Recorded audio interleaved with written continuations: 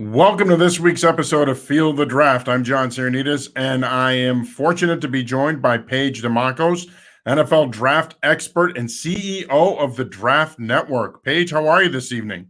I'm doing well, John. I'm doing well. Happy to be here. It's getting a lot of these conversations that are happening. Obviously, for us, it's all year long, but for everybody else in the NFL community, it's that time of the year where we're talking about the NFL draft. Yeah, no, and it's hard to believe we're 2 weeks away, which is crazy. It seems like once the Super Bowl comes and goes, it seems like it's going to be forever before the draft gets here. And of course, in a normal year, you have the combine, you have the pro days and whatnot that lead up to the draft. We didn't necessarily have that this year. But for whatever reason, to me, Paige, it felt like it snuck up on us. All of a sudden, I'm sitting here going, wait, 2 weeks from tonight, the first round's going to take place? Weird, but it just goes to show you how quickly time goes by.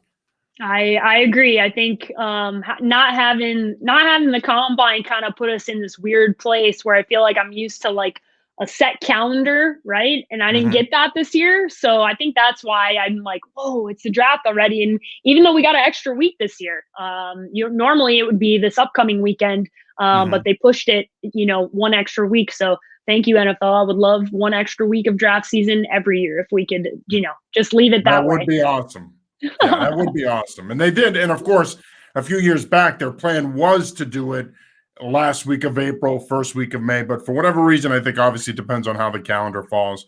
And they've kind of gone back and forth on that. All right, let's just jump right into it. Let's start with the first question here. Do you expect any more fireworks, I should say, between now and draft night? Any potential trades that we could see happening beyond the ones that have already happened? I think the major one happened, right? I think Sam Darnold was kind of the one we all soft circled as like, oh, this could really be something, going into draft night. And then obviously, the conversation surrounding Deshaun Watson has become null and void because of the off the field allegations and issues. So I think if we had a better gauge or understanding of where that stood, we could be looking at a really prolific trade surrounding Deshaun Watson, obviously one of the top quarterbacks in the NFL. But because of the things that have happened off the field and how that has become obviously the more important issue at hand, we're not going to see that happen. So, will we see trades moving up and down? I do think so, but there's not going to be, when you say fireworks, I consider that, okay, there are superstars on the move. I don't think we're going to see as much of that because of quite frankly, the issues with Deshaun Watson that he's dealing with off the field. Yeah, and it'll be interesting to see if once some of these issues get resolved, if in fact they move him. It seems to be that they're distancing themselves from him. They've removed him from a team video. They've removed him from images around the building. So we'll see. I mean, time will tell, but it would not surprise me if they did move on from him. A couple of weeks ago, there was a big trade, obviously, involving the 49ers and Dolphins, and then the Dolphins and the Eagles. 49ers trade into the third spot.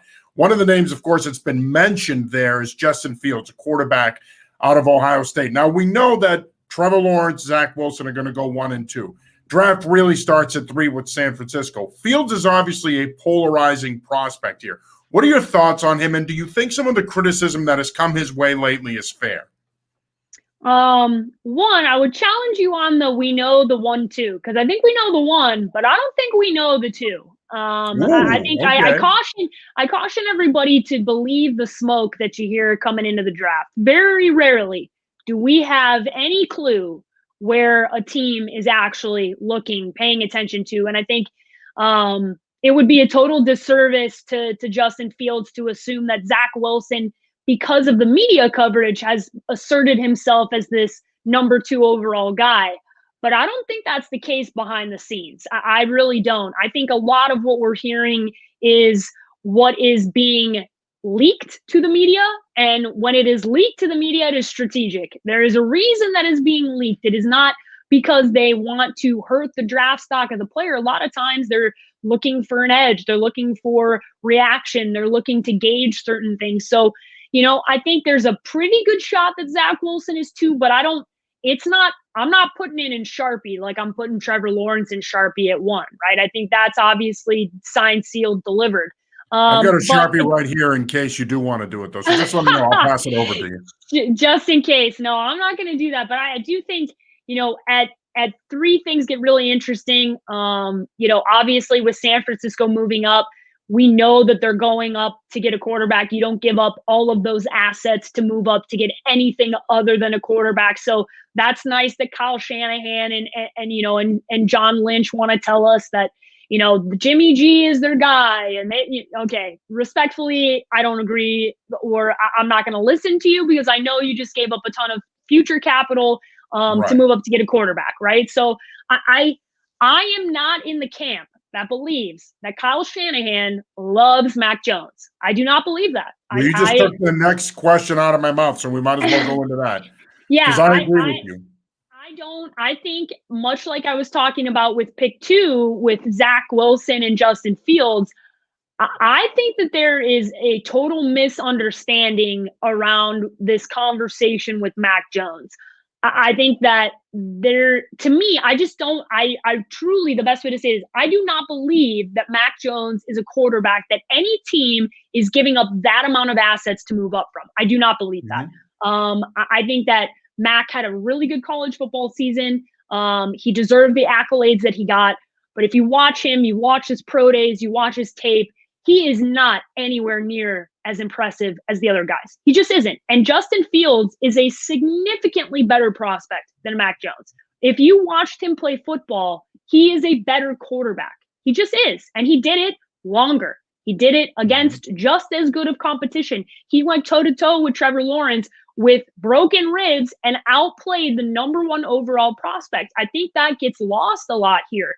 And I really am not enjoying the slander of Justin Fields. I don't know where it's coming from. I don't understand it. Quite frankly, I think it's a little bit of San Francisco trying to throw people off of their tracks. I really do, which happens a lot.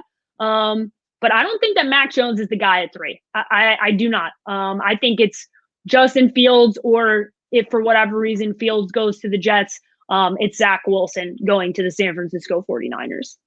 Yeah, and I agree with you. You don't trade up to the 3rd spot and give up that type of future compensation to take Mac Jones, who I think, if I were to comp him, to me, he's Andy Dalton. Okay, and that's not a knock on him. Andy Dalton took the Bengals to the playoffs a handful of times. He's had a nice NFL career, but if you're going to make that move and swing for the fences like that, you need to get more out of that pick than Andy Dalton, realistically speaking. Now, if I were to ask you to stack these quarterbacks, and there's 5 first-rounders in this draft, it really drops off after Mac Jones. You have Davis Mills. You have other guys like Kellen Mond. But let's assume that 5 are going to go in the first round. If I were to ask you to stack these quarterbacks, give me your top 5 in order. Yeah, so that's Trevor, Fields, Zach Wilson, Trey Lance, and Mac Jones.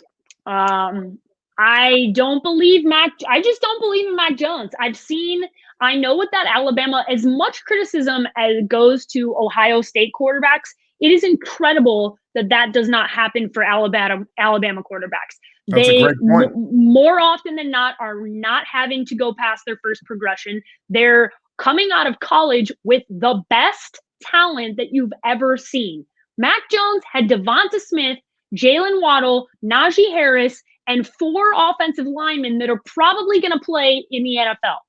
Tua, the exact same thing. A lot of the question marks now with Tua, they are question marks that should have transferred from Tua to Mac Jones. You saw it in the NFL. He's having trouble reading the field. He's not being asked to do a lot. They dumb that offense down for their quarterbacks. They do. And I don't understand why that conversation, it seems to not be happening. And it's, I think Mac has an opportunity to be a guy like you said. There's nothing wrong with being an Andy Dalton. Andy Dalton's been a starter in the NFL for a really long time. I just think when you're looking at a guy like Justin Fields or even Trey Lance, who has some really impressive tape but took the year off, which obviously is not at no fault of his own, with North Dakota State only having played 1 football game, I think he's largely just being kind of left behind because he didn't play football this year, right? I think if he had played a full season, there'd be a lot different discussion around him as a prospect. He was one of those guys that really needed this year of football. He had really impressive tape, but it's North Dakota State and everything we just saw with Carson Wentz. And, people do a lot of projecting, right? Like, oh, we just saw this with Carson Wentz, so that's going to be the case with Trey Lance, even though they're two completely different quarterbacks, right? And also, by the way, Carson Wentz was an MVP candidate. So people tend to forget that Carson Wentz was a phenomenal quarterback before this last year. So, I think there's a lot of, with these guys, I feel pretty confident in my scouting team. They all feel very firm that Justin Fields is QB2. I feel very firm that Justin Fields is QB2. And past that point, I feel pretty confident that the other guys that I'm putting faith into are going to be better quarterbacks than a Mac Jones. Now, obviously, we're a New England-based operation here at the New England Football Journal, ironically. Yeah. So let me ask you this. Any chance Bill Belichick trades into the top 10, or do you think it's a pipe dream? Patriot fans want it. Obviously, as you can imagine, they're not exactly clamoring for Cam Newton again after last year's debacle. There's really no faith around here in Jarrett Stidham. There isn't really a third quarterback per se. Well, there is, but there isn't on the roster right now. So the future starter of this organization more than likely isn't in that building right now. Any chance they trade into the top 10 to try to take one of these top 4 quarterbacks? Obviously, we know it's not going to be Lawrence, so let's assume Fields, Wilson, or Lance. Any chance Belichick pulls the trigger and gets into the top 10? Let's say with an Atlanta or a Cincinnati at 4 or 5. I think their best bet is Atlanta at 4, right?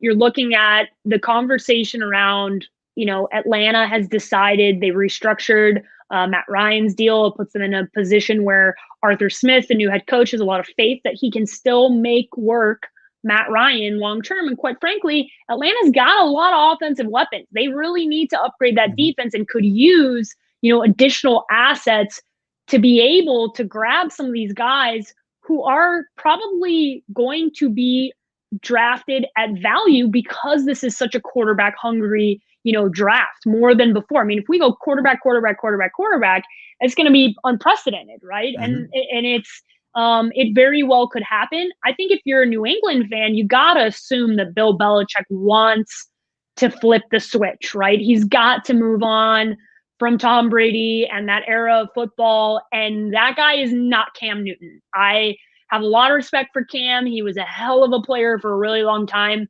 He's had some major injuries, and I just don't think that he can ever be the guy he was ever before. He's not. Superman Cam was a long time ago, and that quarterback, not the same guy, that's for sure. No, he's not the same guy. The shoulder injury, the foot injury, Liz Frank is a big deal that people don't really pay as much attention to. I think if you're Bill and he is as competitive as we know him to be, I can't imagine that they're not going to try. I don't think it's even in the realm of possibility to get into the top 3. I think your best bet is hoping that San Francisco is dumb enough to move up, give up all those assets to take Mac Jones, and Justin Fields is sitting there at 4. And boy, oh boy, if you are a New York Jets fan, or you're a Buffalo Bills fan, or you're a Miami Dolphins fan, that is the last thing that you want, is potentially the second best quarterback in this draft dropping and going to 4, and Bill Belichick being able to take him, use this year as a transitional year for him to grow and learn with Cam Newton there, and be able to take over the realms probably halfway through the season, maybe even sooner. That's a dream scenario if you're New England. And I think it's not a pipe dream. That's the way I would say it. I don't think it's that unrealistic to think. I do not think if I was betting, I wouldn't bet that was going to happen, but I do think there is a chance. Now, put your GM hat on. Let's say you're the GM of the Falcons, the Bengals, Lions, Panthers. Do you pick, or do you move out of there if the opportunity presents itself? If I'm Atlanta, I'm 100% trading out. I think there is so much clamoring for that next quarterback that you, especially if it goes as we expect it to go, quarterback, which it's going to. Those 3 teams need quarterbacks, and there's no way San Francisco moved up to not take one. So the 3 quarterbacks go, and you're sitting there, you're sitting pretty. I'm taking phone calls from everybody, right? To move back, to be able to gain more assets. This team has a good nucleus. They have a good core on offense, but they need a lot of defense, and they need some upgrades. And I think they could really use that draft capital. They could also really use those rookie deals, right? They could also really use some That's guys a great point. with their cap situation to be able to bring in some guys that are not going to have to be paid for quite some time, that are on rookie deals, because they are in they're one of those situations that's pretty cap strapped. Anybody that's got a big quarterback contract, as Green Bay is learning right now that they're trying to renegotiate with Aaron, it's with the cap going down this year, it's put you in a tough spot. And they already renegotiated, obviously, with Matt, and they were able to move around some things, but they're still in a tough spot. So moving back, getting a couple of the guys on defense, I think that would be a really good move for the Atlanta Falcons. Yeah, I would tend to agree. They have a lot of needs on that side of the ball. And certainly if you move out of that spot, you pick up the additional picks this year and in the future. And when you look at the composition of this draft, a lot of your defensive talent is going to go in that 10 to 20 range. Heck, a Micah Parsons could be sitting there potentially at 15. Highly unlikely. But even if a guy like that isn't sitting there, you could take one of those corners potentially. They have so many needs that they could certainly put a for sale sign on that pick and capitalize on it, not just in this draft, but future drafts as well. Cincinnati, I think, is in a tough spot. You want to get that tackle potentially. They gotta stay. Yeah, they gotta stand pat. They gotta stay. Right. I agree. Either you take the tackle, or maybe if a Jamar Chase is sitting there, you take him at 5 and reunite him with Joe Burrow. It's fun to think. It's fun to think about, right? Like, it's fun to go, ooh, Jamar Chase and that offense. But then you watch tape of Joe Burrow just absolutely running for his life and just looking absolutely terrified. And you're like, no, Cincinnati.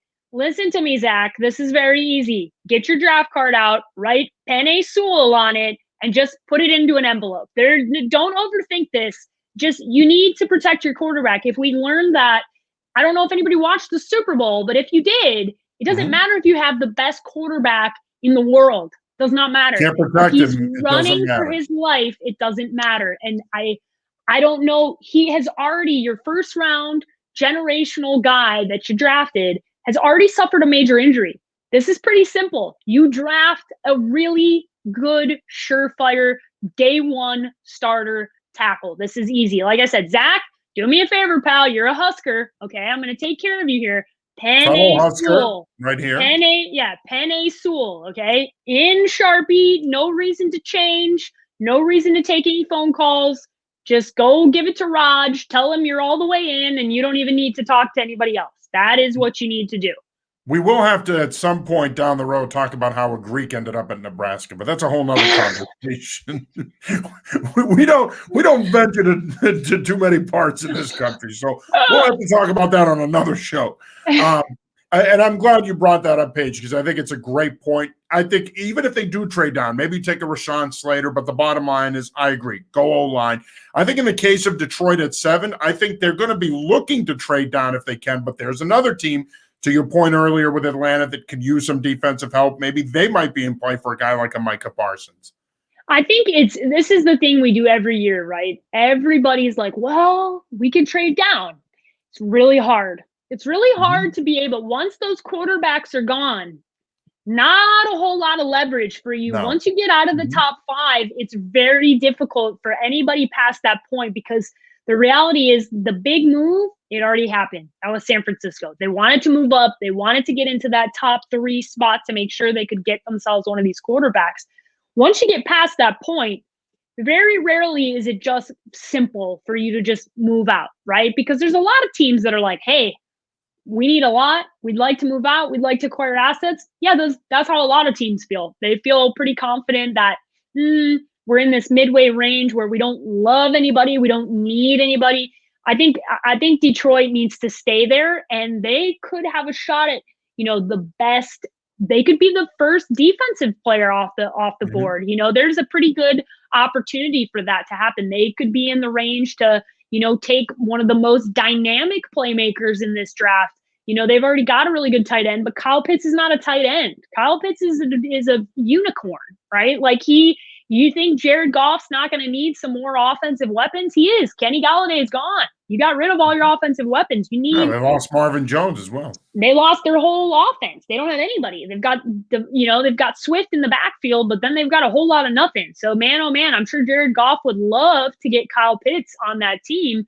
I hope for Kyle that doesn't happen because, man, oh man, Detroit is a sad place to play football. So as I say with my Bears stuff in the background, I hope for him he does not go there, because going from Florida to Detroit is nothing I wish on anybody. It's a shock to the system for sure. Yeah, that's not what Kyle needs. I hope Carolina's he probably in the same boat, right?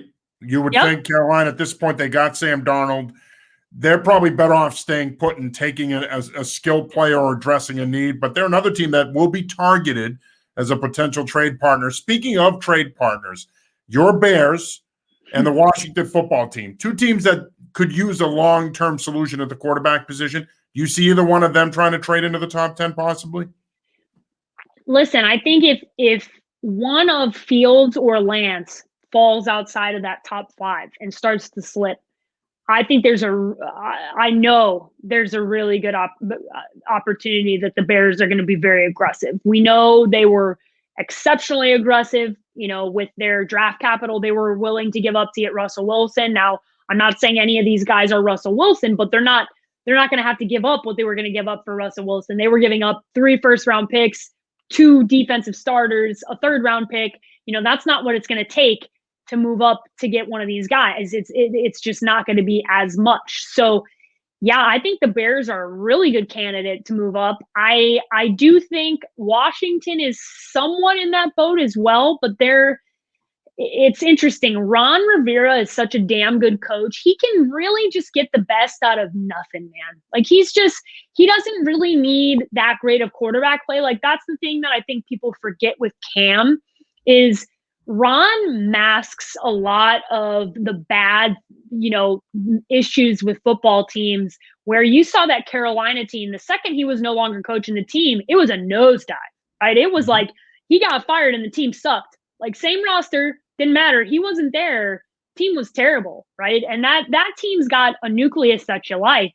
So I think, I would put in the second tier because they're not as desperate. The Bears are desperate. That means they're more willing to do something desperate, i.e. trade too many picks to move up, right? Too many assets.